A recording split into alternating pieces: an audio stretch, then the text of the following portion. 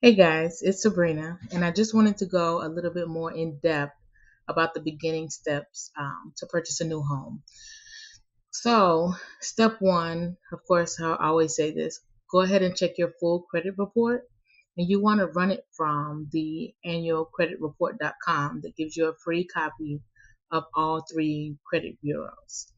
And it might be .net or something. If you look it up, if you Google it, free credit report, it'll pop up and it gives you all three credit bureaus. It does not give you your credit score on those, but it gives you the full credit report and it tells you what accounts you have open and what you owe left on like your car note or current mortgage if you have one. But it also includes if you have any accounts in collections. And I'm telling you, at least 10 times last year, I had people tell me, oh, I don't have anything in collections. And their full credit report came back that they did have things in collections, and it may not have been on two of the reports, but one of the credit bureaus is reporting something incorrectly and it needs to be updated. And you can get whatever, if you paid it off, you can just send them that as proof and they'll remove it from your credit report. Now, you do have to make sure you're keeping a copy for yourself for future documentation if they try to dispute it. But there's usually something on there that's incorrect.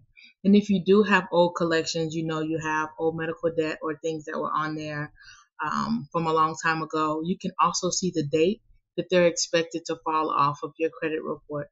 But you want to keep up with that. If you know it soon, if you say, well, I'm preparing to buy in June, and you see something that should fall off in April you want to get back on there, because a lot of times what you'll see is illegally they'll sell that debt to someone else and start fresh, and it'll be on your credit report fresh all over again. So you want to keep track of that and make sure you're tracking down those items, reviewing your credit report for everything that should be on there as well as everything that should not be on there.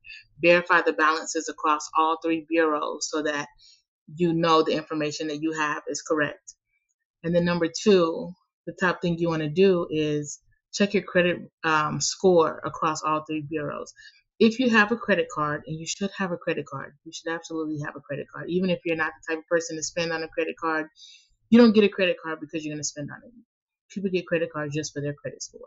Like, you need it to show that you have revolving credit and that you know how to pay your bills on time. They just use it for proof.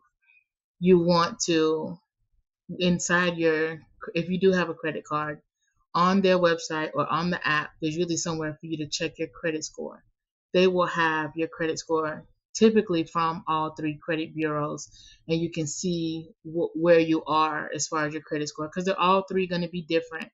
And you can see on your report is because they have a record of different information, and as well as different dates that the item should fall off. You'll see that across all three.